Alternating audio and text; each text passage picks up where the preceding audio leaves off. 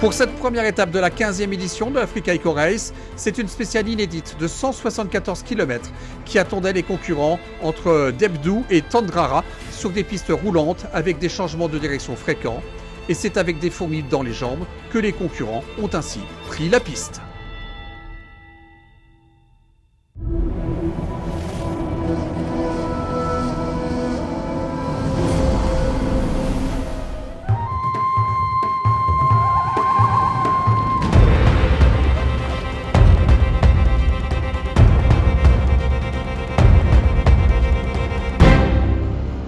En moto, la bagarre a déjà débuté entre Yamaha et Aprilia.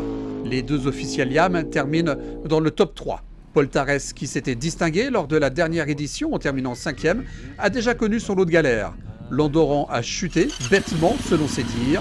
Parti en 5e position, il perd tout de même de précieuses secondes pour finir sur le podium du jour, à la 3e place et à 3 petites secondes seulement de son coéquipier Alessandro Botturi. L'Italien, double vainqueur du rallye en 2019 et 2020, avait un sentiment mitigé à l'arrivée, entre la satisfaction de prendre la 2e place et déjà l'impression que le rallye n'allait pas être qu'une partie de plaisir. La navigation était compliquée, beaucoup de pierres également, mais ça c'est plutôt normal car nous sommes au Maroc.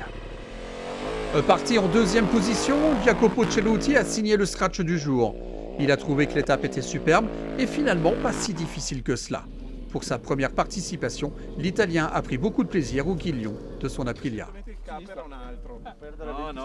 C'était selon moi une magnifique étape de 179 km pour débuter le rallye. La navigation était déjà compliquée pour une première journée. C'était difficile de rester concentré. Mais je suis satisfait de ma journée. Tout était OK. J'ai apprécié et demain ce sera donc la 2e journée. Un mot des Motul Extreme Riders, ces pilotes qui participent au rallye avec en tout et pour tout 2 petites malles. Le plus rapide de tous fut le français Nicolas Bottu, au guidon de sa KTM. Et puis dans la nouvelle catégorie, celle de la Rookie Cup à Serbis, victoire du Marocain Guillaume Borne, 4e du jour.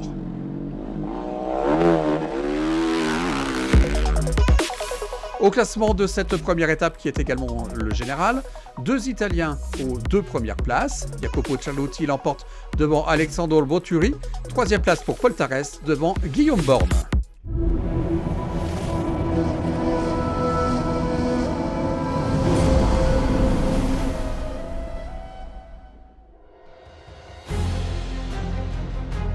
Du côté des autos, on retiendra les performances exceptionnelles des 2 Apache, ces 2 véhicules hybrides. Pour leur premier rallye raid, ils ont joué les premiers rôles, avec notamment un spécialiste du WRC, Pierre-Louis Loubet, dont c'est le tout premier rallye. Une fois passé l'appréhension et bien aidé par l'expérimenté François Borzotto, le fils d'Yves Loubet termine dans le top 10. Et puis grosse performance aussi de son coéquipier de chez Apache, Gauthier Paulin.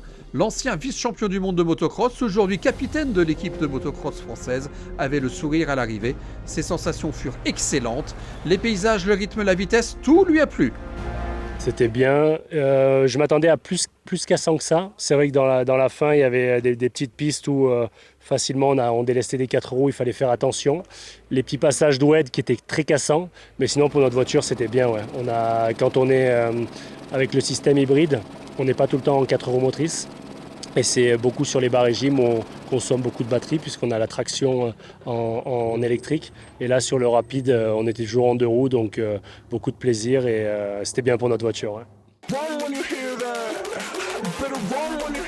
Voilà, c'est tout pour aujourd'hui. Le rallye est désormais bien lancé avec encore 4 spéciales marocaines avant de retrouver la Mauritanie. Et on se quitte avec quelques-unes des plus belles images de cette première journée. Bye bye.